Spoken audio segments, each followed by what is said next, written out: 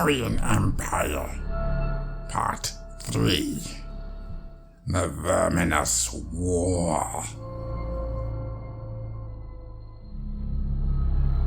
Though Metallurgica fell into ruin, still its legend persisted. In time, riddled with half-truths, exaggerations, and errors, the tale of the kingdom of magical weapons reached the ears of viciously acquisitive beings. Before long, the war raged within the sundered borders of Metallurgica again.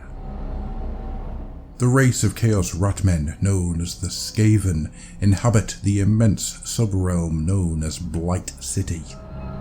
Conniving, egomaniacal, endlessly scheming, and many trillion strong, the Skaven fight constantly amongst themselves to rise to the top of their societal heap. Though most Skaven are cowardly creatures, they are also cunning opportunists, and as a species, they have mastered the arcane arts of monster breeding, alchemical engineering, and unstable, warpstone-fueled magics. Coupled with their endless ambition and vast numbers, these characteristics have allowed the Skaven to launch anarchic conquests of entire swathes of the mortal realms.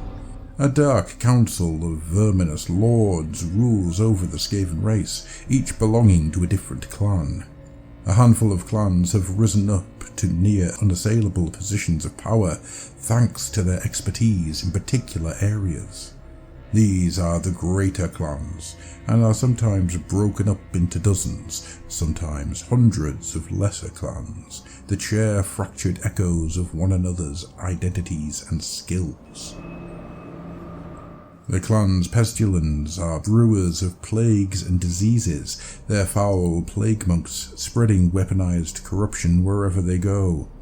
The clan's moulder, meanwhile, breed a bewildering variety of rat beasts for war and labour, ranging from swift-clawed wolf rats and lumbering rat ogres to the truly monstrous hell pit abominations. The clan's Eshins are spies, assassins, and infiltrators. The clan's Verminous provide endless swarms of rank-and-file warriors to bulk out the Skaven hordes. Then there are the clan's Skiri, masters of esoteric machinery, purveyors of mind-boggling weaponry, manipulators of arcane forces.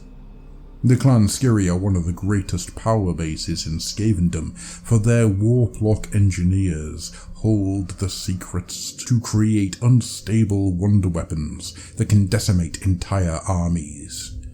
Their clans are broken down into endless engine covens, each of which specializes in the creation of different hideous weapon technologies. The Arcspark Voltic covens, for example, fashion weapons that shoot dark warp lightning.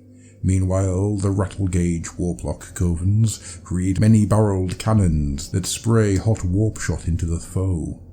And the Whirlblade Threshnik covens build bladed death engines of every conceivable sort. Being Skaven, there is a constant rivalry even within individual engine covens.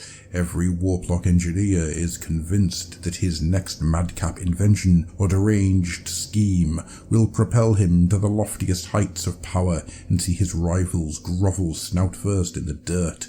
Spies are regularly used to keep a beady eye upon, or indeed to sabotage, the projects of their employers' rivals, and to roam out into the mortal realms in search of information that might lead to some new technology.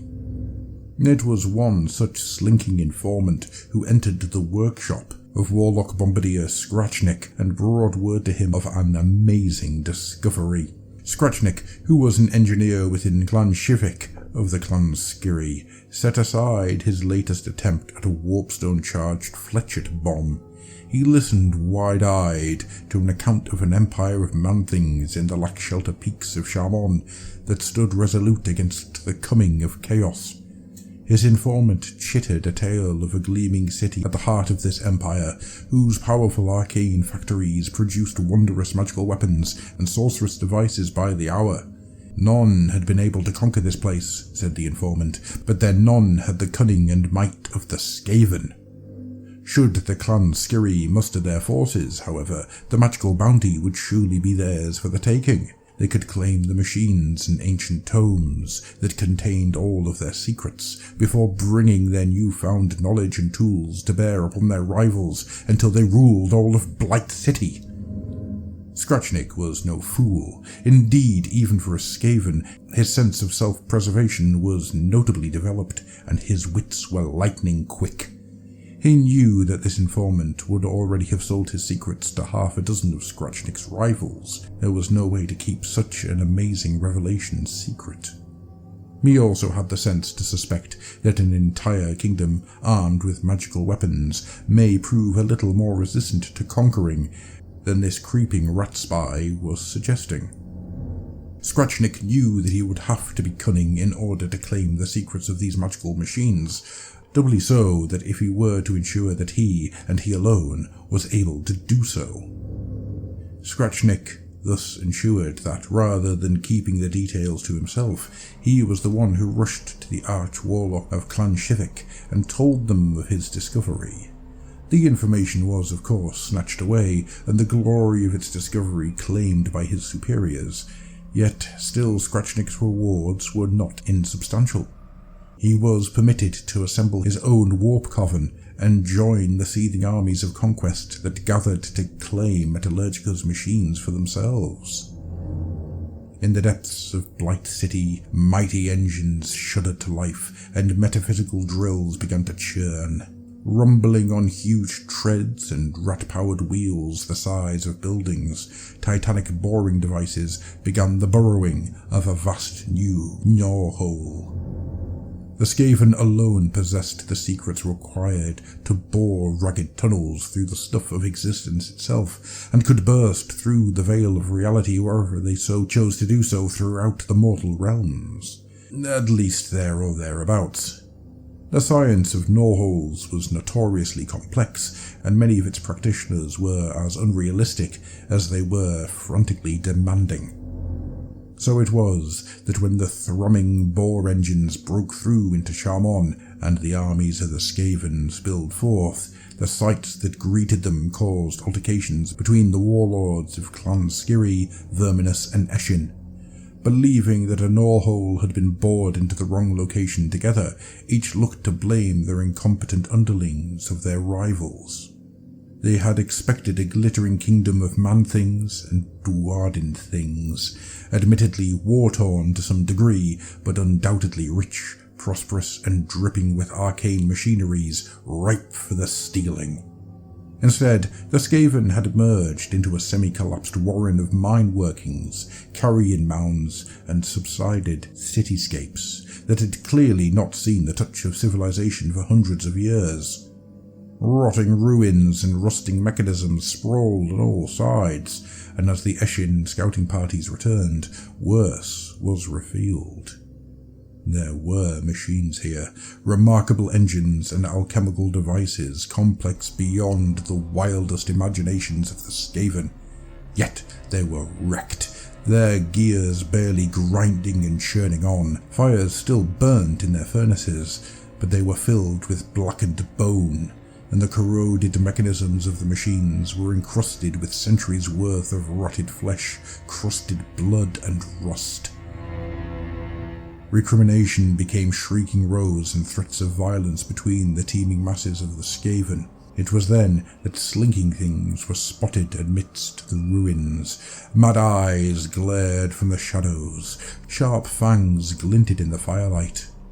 As one, a hissing 1,000-strong horde of crypt ghouls fell upon the Skaven, and a subterranean war began.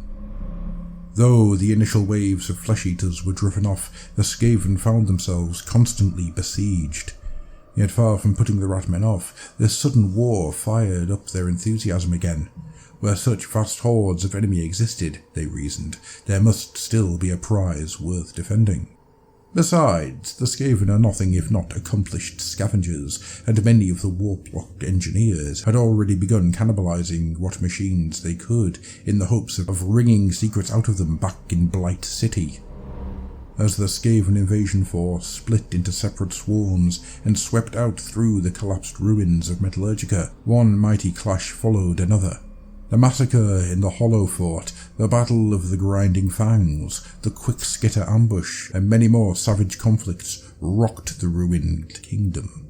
Sounds of gunfire and explosions, screams and sorcery echoed down the dusty streets and tunnels. The clamour of battle rose through chasms and sinkholes until it reached even the surface lands and the slate-grey sky above them. It was within this mayhem that Skachnik made his move. Through substantial expenditure of resource, he had managed to secure the exclusive loyalty, at least for now, of several Clan Eshin Nightrunners. These he had sent out into the ruined kingdom, not in search of machines, but looking for the tome of secrets that his informant had mentioned. A single Nightrunner returned to him, clawed and bloody, but with word of a mighty palace, long faded and collapsed in upon itself, patrolled by hordes of ghouls. It lay deeper within the ruins than any Skaven swarm had yet penetrated, but the Nightrunner had snuck inside. What they had seen was gruesome beyond words, yet in a deep sanctum they had glimpsed briefly the tome Skachnik sought. Then the beast had fallen upon them, and all had become terror and blood. Skachnik knew this was his moment. He would gather his warp coven and slink away into the shadows, following hidden paths to reach the buried palace first. With his warp lightning cannon, he would breach the walls, and with his towering intellect and natural cunning, he would locate his prize. And should this beast appear to defend its treasures? Well, that's what Skachnik's Stormfeeds and Doomwheel were for. Without further ado, the warlock bombardier and his followers crept away into the gloom, leaving their warring comrades far behind as they fought the true prize of this fallen empire.